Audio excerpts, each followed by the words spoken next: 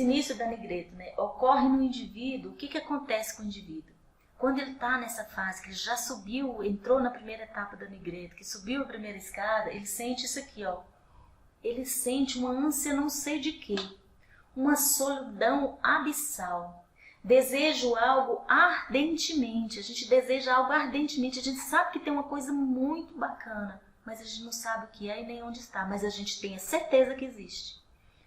Mas não sei o que é, parece que quero arrebentar as paredes de mim. Quem escreveu isso foi Von Franz, ou seja, arrebentar as paredes é a cuba alquímica. Eu quero nascer como o casulo, né? Como a borboleta no casulo. Ali é toda aquela metamorfose da borboleta, também simboliza esse processo alquímico. A lagarta é o ego. A gente entra como lagarta e sai como borboleta. Então a gente entra nesse processo alquímico egóico, né? Esse ser humano egóico, e a gente sai lá do outro lado com o casamento interno, com a totalidade, o masculino e o feminino, prontos, limpos, transformados e unidos. Então, ali é o melhor exemplo do processo alquímico, o resumo, digamos assim, é a metamorfose da lagarta lá. O caminho que conduz à paz é extremamente estreito e ninguém o encontra a não ser pelo sofrimento da alma. Jung que escreveu isso. Então, olha só, esse processo alquímico, ele é estreito, ele é de sofrimento, né? Então não tem como. Por que é sofrimento? Porque ali vai estar rompendo com muitos princípios, com muitos comportamentos rígidos que eu sempre acreditei. Mas que chega um momento que aquilo não tem mais sentido, que aquilo ali já não te alimenta mais. A vida da gente, ela tem ciclos. Sempre vai fechar um ciclo. E quando aquele ciclo fecha, por exemplo, seja com uma pessoa, eu estou num relacionamento com a pessoa e de repente aquele ciclo fechou, aquela pessoa não faz mais sentido. Ou então até mesmo uma profissão, eu tenho uma profissão, mas aquela profissão já não me alimenta mais, aquilo não faz mais sentido. Eu quero algo diferente. A gente percebe que o ciclo fechou. E quando as coisas fecham e eu continuo insistindo na mesma coisa, aquilo ali eu estou batendo numa parede e eu não cresço. Ou então, às vezes, até uma mudança, uma religião. Às vezes eu passei a vida inteira numa religião, mas aquela religião já não está me respondendo mais. O que eu podia me abastecer daquilo ali já deu, aquilo ali já não me alimenta mais, eu preciso de outra coisa, né? Então, a gente está sempre, o indivíduo, né, o espírito da pessoa, ela está sempre nesse caminho, querendo ou não querendo, nesse caminho de individuação, buscando coisas maiores, coisas que vão preencher cada vez mais. Então, a gente também tem que observar quando o ciclo fechou, né? E tem outras pessoas que não percebem isso e fica lá, rodando, dando volta em volta de si mesma e a coisa não caminha. Então a gente tem que observar, fechou um ciclo, às vezes pode ser até numa moradia, numa casa, numa cidade, num trabalho, num relacionamento, numa profissão, seja o que for, fechou, ou em coisas diferentes. Nós temos aqui também a Odisseia, o mito, né? A Odisseia de Ulisses também simboliza todo esse processo de transformação, todo esse processo alquímico.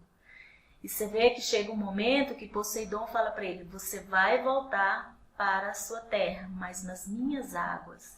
Então ali Poseidon e Ulisses eram, digamos assim, faces da mesma moeda. Então quando essa fala de Poseidon e Ulisses ali simboliza também o mesmo mito de Jó e Deus.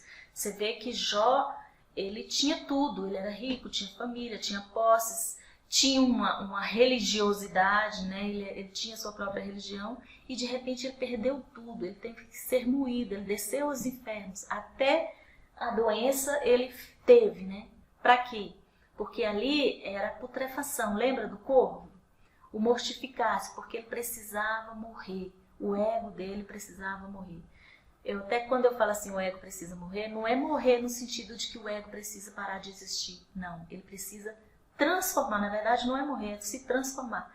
Então ali todas aquelas perdas e todas as perdas da humanidade, todas as catástrofes, todas as doenças, todos os sofrimentos da humanidade é justamente para chamar a pessoa para esse olhar interno, para esse olhar alquímico da sua vida, para essa pedra filosofal que ele tem que o objetivo de nós termos nascido é ir em busca dessa pedra filosofal, que é o Espírito, é o Cristo em nós, é o Self em nós, é a centelha divina em nós, é aquilo que nós temos de perfeito, né? Todo mundo tem. Só que o ego, a gente vive pelo prazer, né? Pelas paixões, pelas possessões. E o Self não, é pelo amor. Quando a gente encontra a pedra filosofal, a gente encontrou o amor. Mas que amor é esse? Não é esse amor passional, é um amor divino, é um amor incondicional. Então, esse conto, né, de Ulisses, vocês podem ler, ali também é uma trajetória do processo de individuação, assim como o Jó, o mito de Jó também é um processo de transformação. Quer ver outro que acontece a mesma coisa? O conto Pinóquio, ali, transformar, qual era o desejo de Pinóquio? Ser um menino de verdade. O que é o menino de verdade?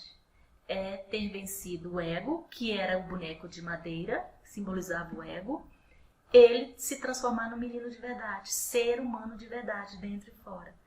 Você vê um conto pequenininho, e Jung buscou nos contos e nos mitos a explicação desse processo alquímico, a explicação desse processo de individuação do ser humano. Então, se a gente olhar o conto, a Bela e a Fera, a Branca de Neve, o Pinóquio, Ulisses, né? Todo ele representa essa mesma transformação. Jonas na barriga da baleia, a barriga da baleia ali simboliza a cuba alquímica. Né? Ele entra com o ego, você vê que Jonas não queria ceder ao self, né? Aos comandos de Deus que estava dando para ele, mas ele teve que de uma certa forma, o ego precisa reverenciar o self. Aí sim, ali quando ele começa a identificar e reverenciar e aceitar o self, ele está vencendo a fase da Nigreta.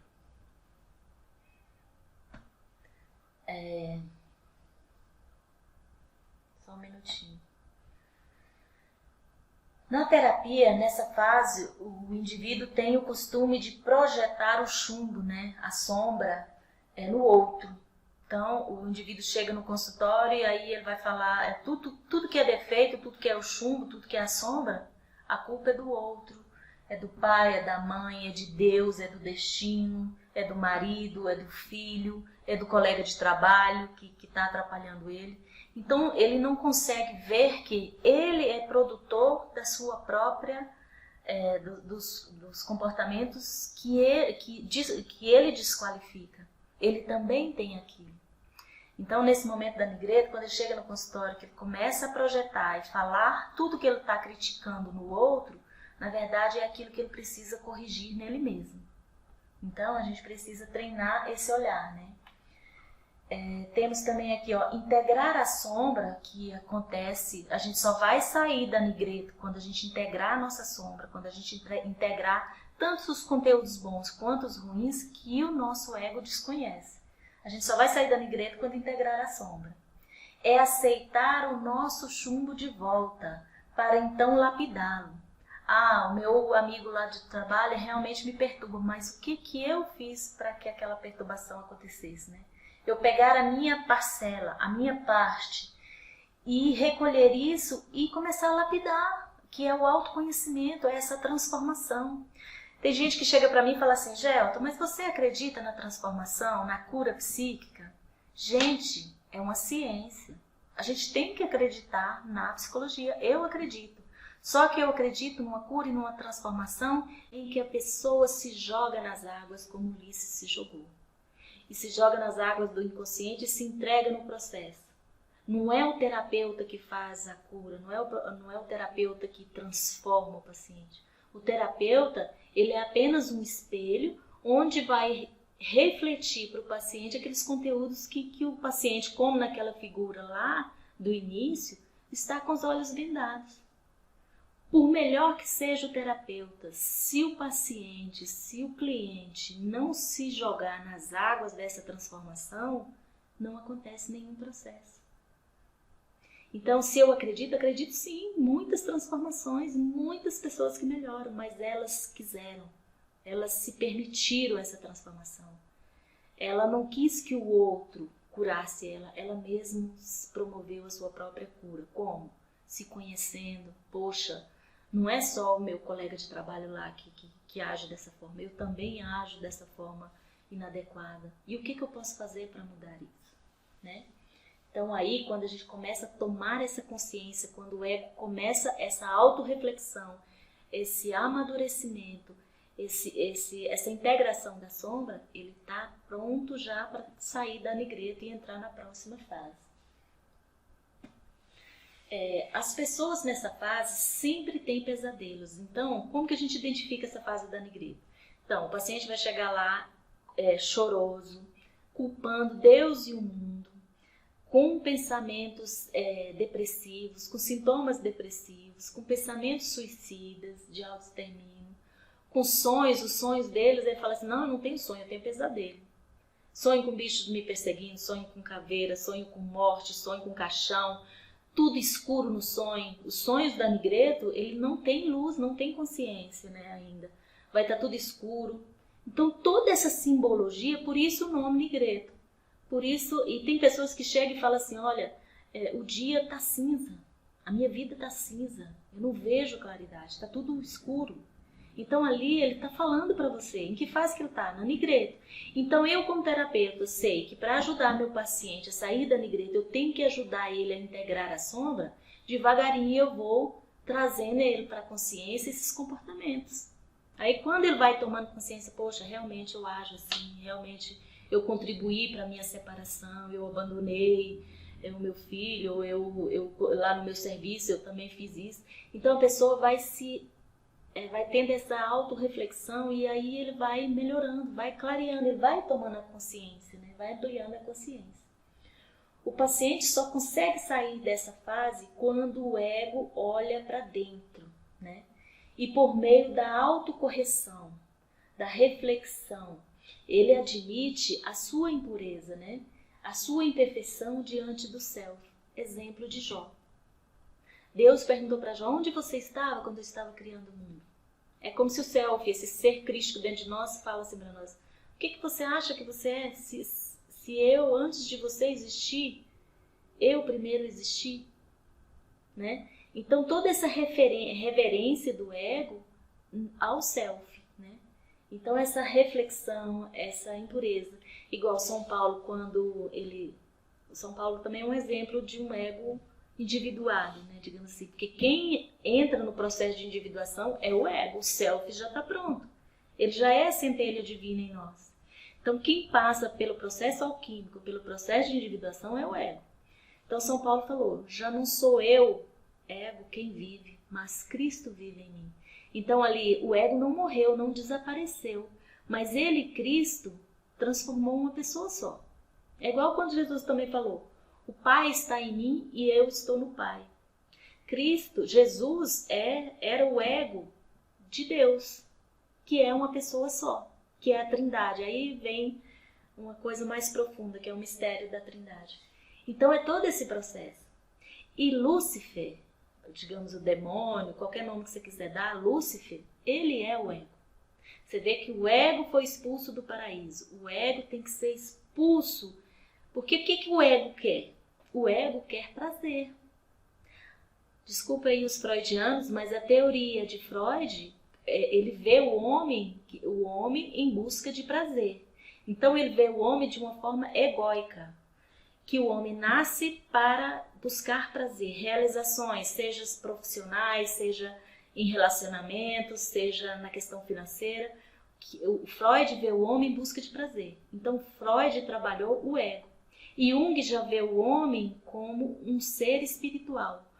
Jung vê o homem em busca dessa pedra filosofal, dessa espiritualidade, dessa individuação. Então, por isso que a teoria de Freud e de Jung, elas se casam.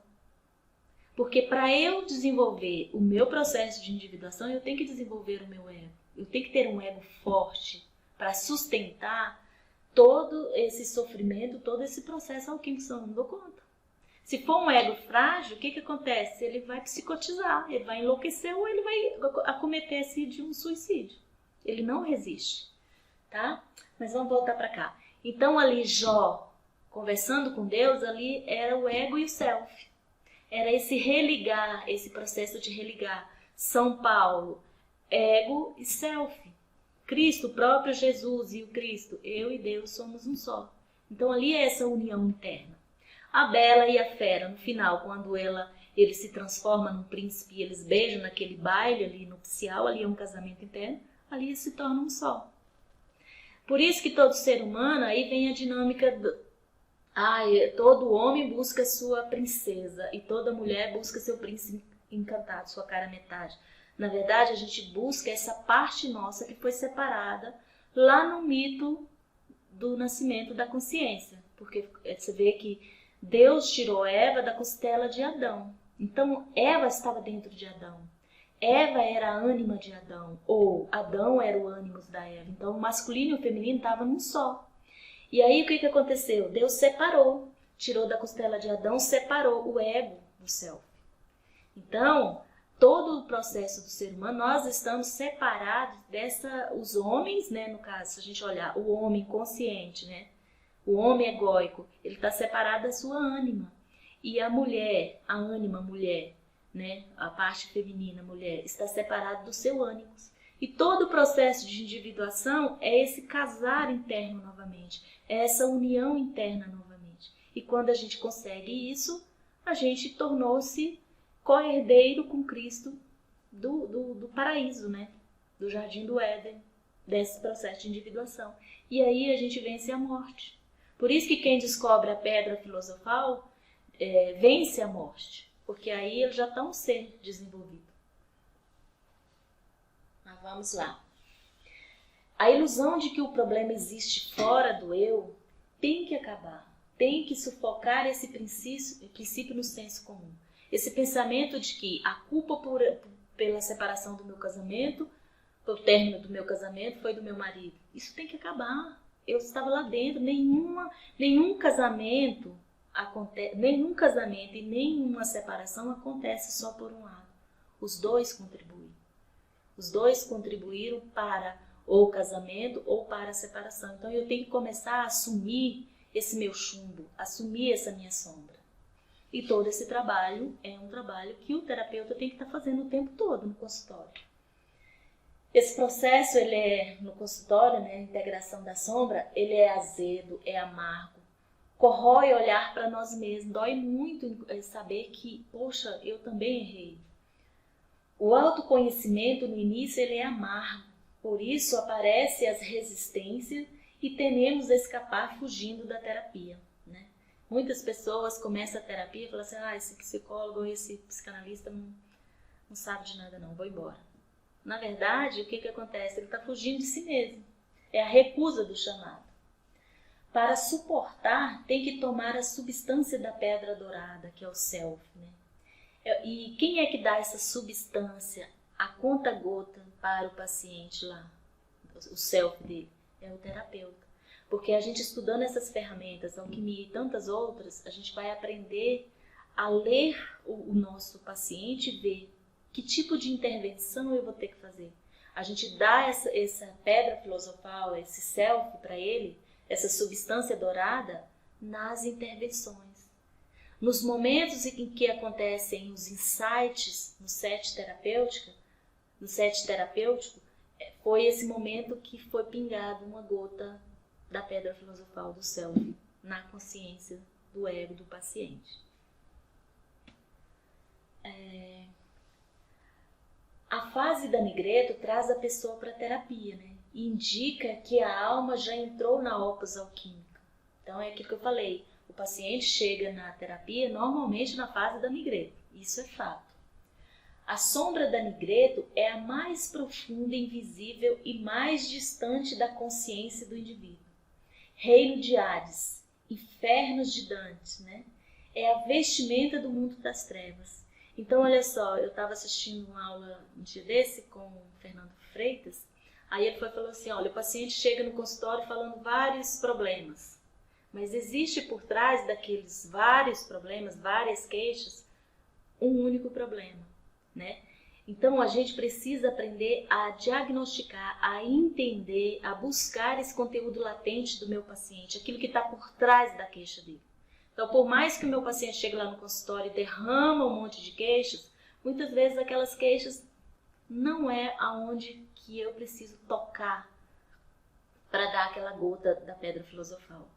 Eu preciso aprender a olhar esse conteúdo por trás, esse conteúdo latente, essa simbologia que ele me traz. E quando o paciente entra, tudo fala, tudo é simbólico. A forma de sentar, a forma de falar, as pessoas que eles trazem, tudo ali é uma simbologia que a gente precisa estar esvaziando, né? A morte contém a chave da vida. É morrendo que se vive para a vida eterna. Precisa-se entrar na paixão de Cristo para se ter o direito à ressurreição. Então, aquela via crucis de Jesus, nós todos passaremos por ela. Uns com mais intensidade, outros não tanto. O que vai depender a intensidade e o tempo da via crucis é a aceitação desse chamado ou não. A resistência. Quanto mais eu resistir a esse processo de transformação alquímica, a esse processo de individuação, mais vai doer e mais tempo vai levar. Quanto mais eu aceitar, quanto mais o ego se dispuser a se abrir, a se conhecer e a buscar, mais rápido será o processo e menos dolorido. Vai depender de cada um. Então, nesse momento, morre a vontade própria. A vontade própria ela é a vontade do ego, né? Se o processo não passa, é porque agarramos muito no ego, na carne, no mundo, nas coisas do prazer. O buscador, ele é levado aos limites da sua resistência. Então a dor é tão grande que vai chegar um momento que a gente vai falar, não aguento mais, pronto, faça em mim segundo a sua vontade. Então é quando cede. Você vê que a via crucis de Jesus, toda a via crucis de Jesus é um processo alquímico extremamente profundo, explicadinho. Se a gente pega toda a mitologia crística, desde o início até o final, ali é alquimia pura. Tanto é que na teoria de Jung, por que ele traz muitas citações bíblicas em todos ali? Porque se a gente pegar toda a história bíblica, ela é a alquimia. É a grande obra, é essa transformação. O indivíduo sente uma infinita saudade. De quê? De quem? Não se sabe de quê. Essa saudade é dele mesmo, é do si mesmo, né? Na fase da mortificácia, da putrefação, que acontece, nós ainda estamos, tudo isso que eu estou falando, ainda estamos na nigreto, né? Todo esse processo que a gente está colocando é na nigreto. Mas a nigreto tem 3 fases específicas, que é a mortificácia, a putrefácio, não, são 2 fases, né? É a mortificácia e a putrefácio. Então precisa morrer, precisa apodrecer aqueles comportamentos rígidos, aqueles pensamentos inadequados, aquelas coisas que já morreram, que já estão ali, eu estou carregando lixo, eu preciso deixar aquilo ir, né? A mortificação é a moagem, como sementes num pilão. Tudo é refinado, cada vez mais fino, virar pó. Então, a mortificação é quebrar mesmo, é limpar aquele chumbo e quebrando aquele chumbo, porque lá dentro do chumbo tem o ouro. Mortificar a culpa. Tem até o livro, né, Confissões de Santo Agostinho, ele traz essa mortificação da culpa. E não existe culpa. A culpa foi do meu marido ou foi minha que se separei? A culpa foi de Deus porque levou meu filho antes da hora. Não existe isso. Não existe o por acaso. Tudo acontece de acordo com aquilo que eu preciso. A vida, a natureza vai nos trazendo situações, pessoas, lugares, profissões que a gente precisa. A gente só precisa se jogar nas águas, como Ulisses fez. Se jogar na vida e deixar as coisas acontecerem. Tudo tem um caminho certo. O caminho é certo. Fica complicado quando eu entro em resistência e não aceito as coisas que a vida vai me dando. Então, quando a vida me dá uma coisa boa, ótimo. Quando a vida me dá uma coisa ruim, ótimo. Por quê? Porque eu preciso daquilo ali. Quantas pessoas elas se espiritualizaram depois que tiveram uma perda muito grande? Ou uma doença? Ou um desamor, um desafeto? Então, se não vai de um jeito, a natureza ela é sábia, ela vai trazer tudo aquilo que você precisa para você podendo passar nesse processo. e completar, né, a obra. A putrefação é a decomposição ou desmembramento dos conteúdos cristalizados, né? Então a putrefação é a hora que eu tiro todo esse lixo que eu venho acumulando durante a vida e vou ficando só com coisas que fazem sentido. É a putrefação dos desejos, é os apegos, amores, a busca pelo prazer. Chega um momento que a pessoa, principalmente na crise da meia-idade, tem até um livro da editora Paulus que fala da crise da meia-idade, que é quando a pessoa, aquilo que eu valorizava na primeira metade da minha vida já não tem mais sentido. E Jung até falava que quando chega na metade da vida, a pessoa ela inverte. Se ela é introvertida, ela passa a ser extrovertida. Se ela é extrovertida, ela passa a ser introvertida. E a gente cansa de ver isso nos processos do desenvolvimento do ser humano. A magia negra é a atração, permanência e fixação na nigreto. Isso aqui quem escreveu foi o Evan Francis. Isso aqui tem um sentido muito grande, olha só. O que é a magia negra? É quando o meu ego resiste em integrar a sombra. Então eu fico na magia negra e tudo que acontece na minha vida é ruim, claro. Eu estou vivendo ali no inferno, no inferno de Dantes, né, na descida do Hades, eu estou nos infernos. Então tudo vai ser ruim, então eu vou viver uma eterna magia negra. Então eu preciso me colocar à disposição da natureza para eu ir passando dessas fases. Se eu resisto, volto a dizer, quanto mais resistir, pior fica a situação. Então, o inconsciente, num primeiro momento, irrompe na consciência no nível baixo ou animal. Então, na fase da nigreta, eu sou muito instintivo, eu sou muito emotivo, eu explodo por qualquer coisa, eu não tenho esse autocontrole que os sábios que já passaram pelo processo têm. Nesse momento, o ego é tomado pelo impulso sexual, pelo desejo. Tem muitas pessoas que caem nas compulsões, nas bebidas, nas drogas, no desejo sexual, na traição, na coisa do desejo, de alimentar, de satisfazer o ego. Porque é muito gostoso, as coisas egóicas assim, são belíssimas, né? Todo mundo gosta, por que não? Mas a intensidade daquilo pode me colocar na magia negra, como o Von Franz falou. Pode me colocar fixado na fase da nigreta. E aí a coisa vai passando e eu continuo ali, ninguém aguenta. Igual fala as lamentações de Jeremias, é uma perda muito grande, um gasto de energia muito grande, e tem muitos que não resistem. Eva queria satisfazer o desejo, a impulsividade, ela se manifesta na forma das reações físicas. Então pessoas impulsivas, pessoas... como é que fala? Passionais, ali mostra ainda que ela ainda está com esse ego muito instintivo, muito primitivo. Então a alquimia é educar, é limpar esses sintomas, esses instintos, né? A individuação, e aí o que é um ser individuado? É aquele ser que aprendeu a ter esse autocontrole.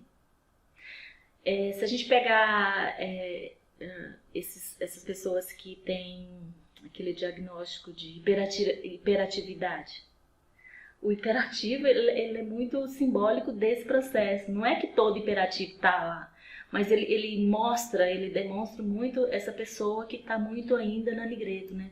A euforia, a mente inquieta. Aí você pega um sábio, uma pessoa que já passou por esse processo, ele está lá, ele está sereno, ele está calmo, ele reflete, ele pensa, ele não age impulsivamente, entendeu? Então essa é a transformação.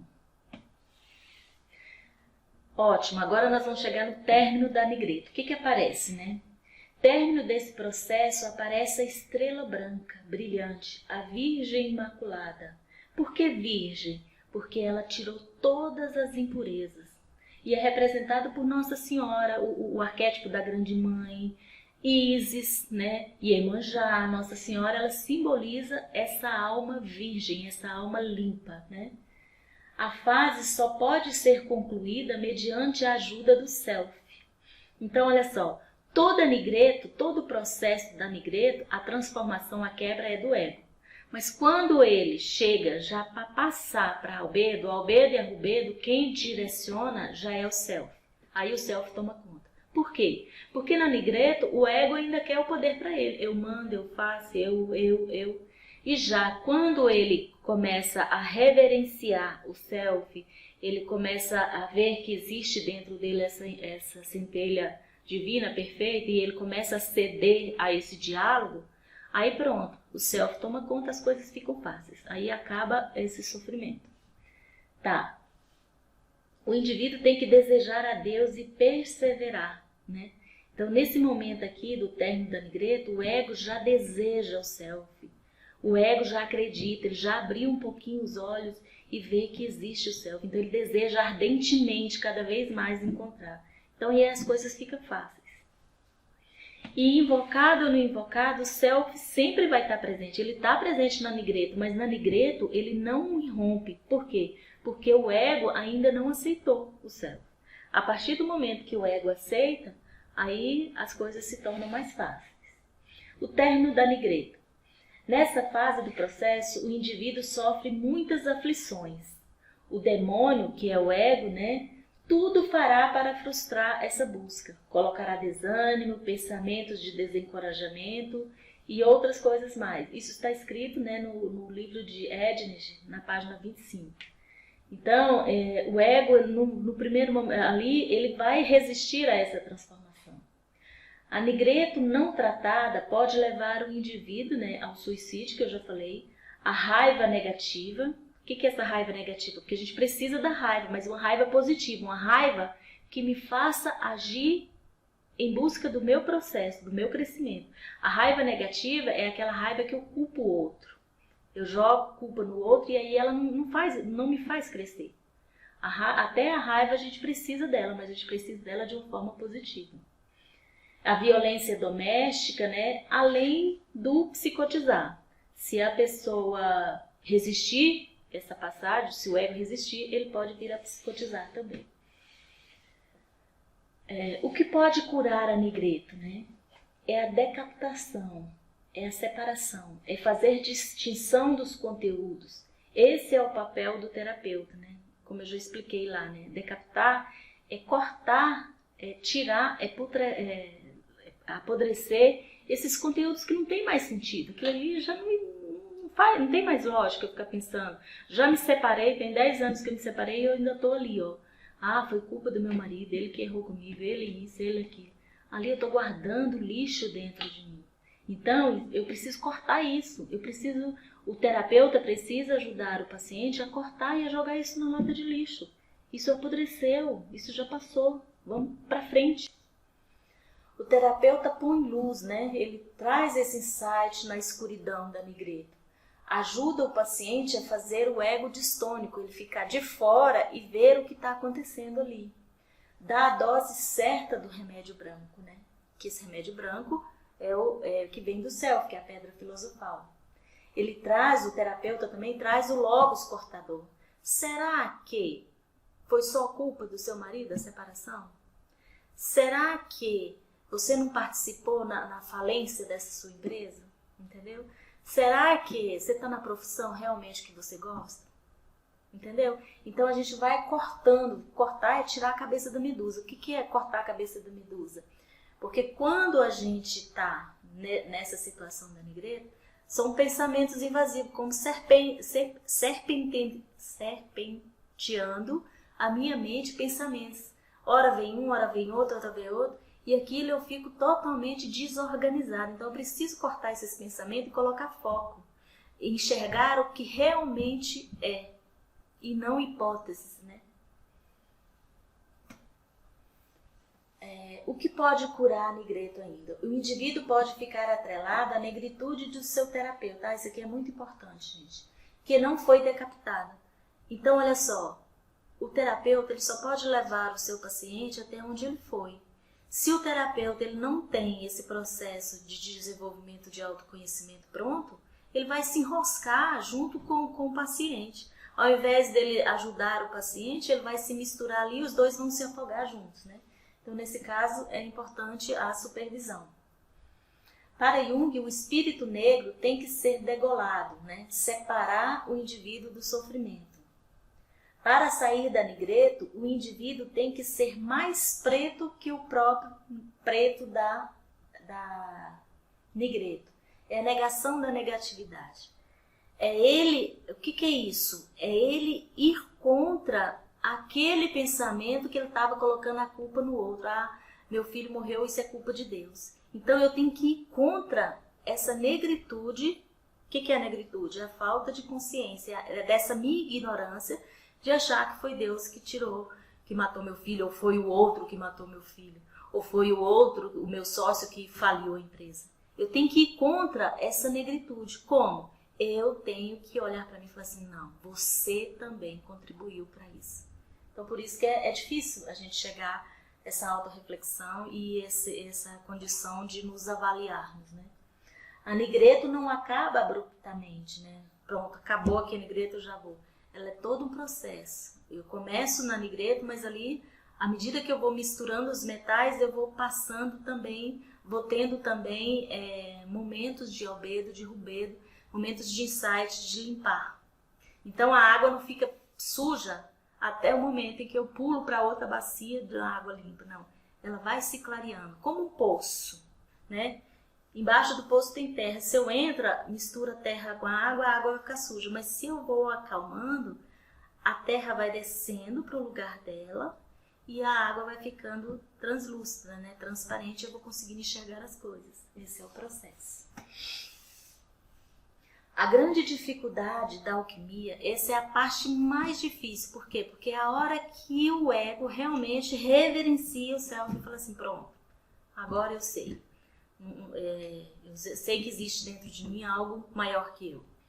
Que é essa passagem, né, da Nigreto para o albedo. É quando realmente o ego se entrega, né? Ele para de resistir, ele quebra as resistências. É a parte mais árdua do trabalho, ela é repetida várias vezes. Então, o que é a terapia? É repetir, repetir, elaborar. Repetir, repetir, elaborar. Às vezes a gente vai trabalhar o mesmo conteúdo, vai repassar ele por várias simbologias diferentes que o nosso paciente traz. Mas tem que fazer essa lavagem. Esse repetir é o lavar alquímico na terapia. É a primeira e árdua fase da análise, né? Então, trabalhar com o meu paciente, que ele ainda está na Nigreto, vai exigir muito do terapeuta. Mas se eu já estou com o meu paciente lá na albedo, aí é uma delícia. A terapia ela é bem mais fácil, né? A vida também. A vida ela é muito mais árdua quando eu ainda estou nessa etapa da Nigreto. Quando eu já estou na albedo, as coisas ficam mais fáceis. Na Nigreto, as projeções estão a todo vapor. E a lavagem na terapia é retirar essa projeção do outro e trazer para o analisando. É um processo longo e significa repetir interminavelmente o mesmo problema. Isso é a lavagem. Repetir como? Às vezes ele traz um sonho, vai falar daquele mesmo problema. Aí daqui um mês ele vai trazer o sonho de novo, está falando do mesmo problema. Isso só mostra que, como é o problema? O problema é como se fosse um cristal. Cada face que eu viro ele, eu vou vê-lo quando eu vou virando o problema, eu vou vendo ele de uma outra face, mas é o mesmo problema. Até eu conseguir dominá-lo completamente. Aí é a hora que eu corto a cabeça da medusa. Aí eu já tomei consciência ali. Quando eu tomo consciência, cortou, acabou. Aí eu vou passar para o próximo passo, que é a mudança de comportamento. O paciente nessa fase também cai em complexos não resolvidos. Claro, a Nigreto vai estar cheia de complexos. Por quê? O que são os complexos? É a nossa sombra também, tem cheio de conteúdos ali da nossa sombra, coisas que eu não reconheço em mim. O azul alquímico. O azul é uma cor de transição entre o preto e o branco. A prata azulada. A Nigreto é uma sombra azulada. Então, nesse momento em que eu estou passando da Nigreto para o azul, para o prata, para o branco, então, aliás, quando eu estou passando da Nigreto para o albedo, tem essa fase no meio aqui dessa passagem, essa ponte, ela é azulada. O que é essa azulada? Azul é a função pensamento. É quando eu começo a desenvolver a função pensamento, a raciocinar em cima das coisas.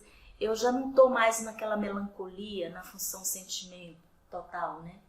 Quando o azul aparece no mundo das imagens do paciente, se prepare, porque vem a oscilação do ânimos ou da ânima, ou seja, Ora eu sou bem racional, não entendo, aceito, realmente eu fui culpado. No outro dia chego, não, tá tudo errado. A culpa foi dele mesmo.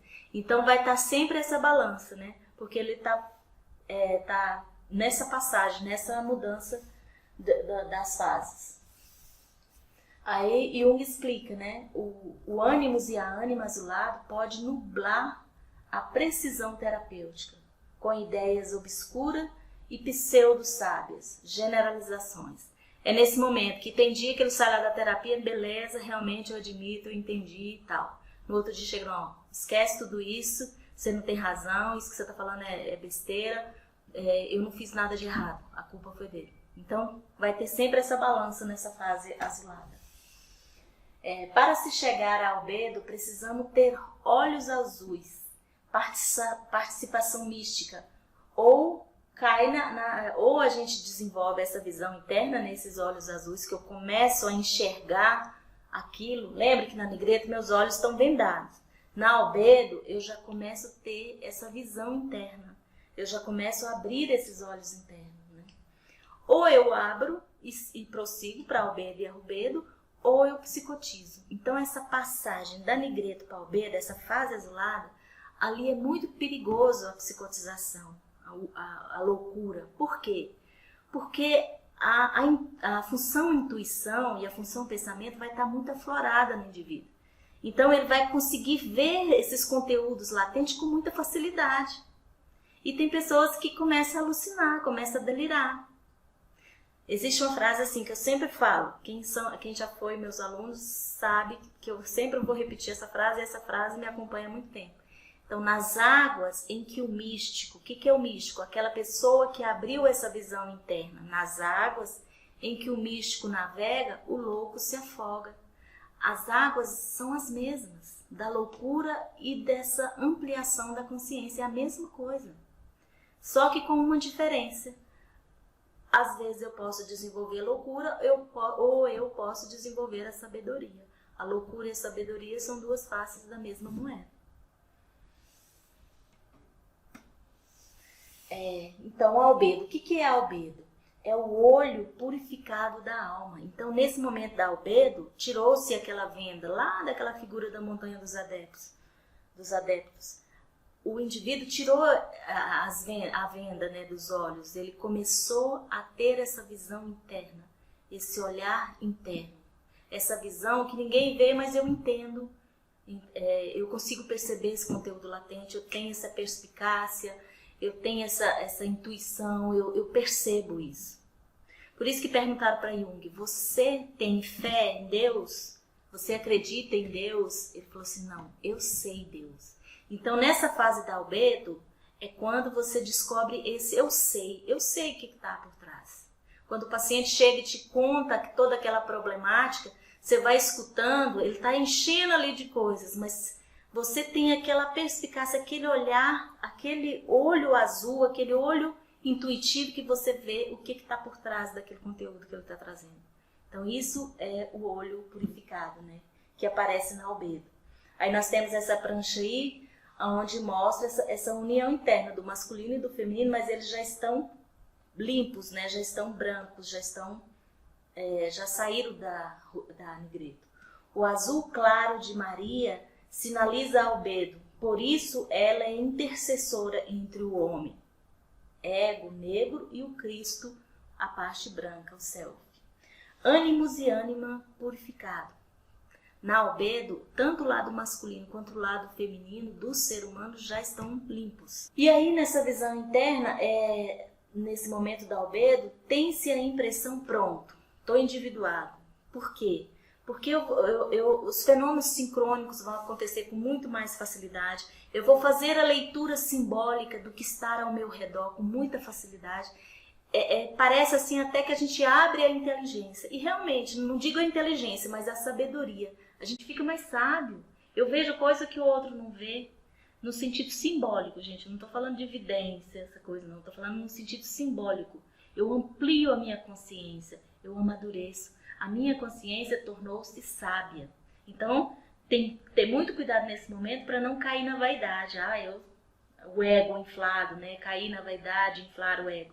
Eu já sei tudo, né? Então é muito perigoso nesse momento.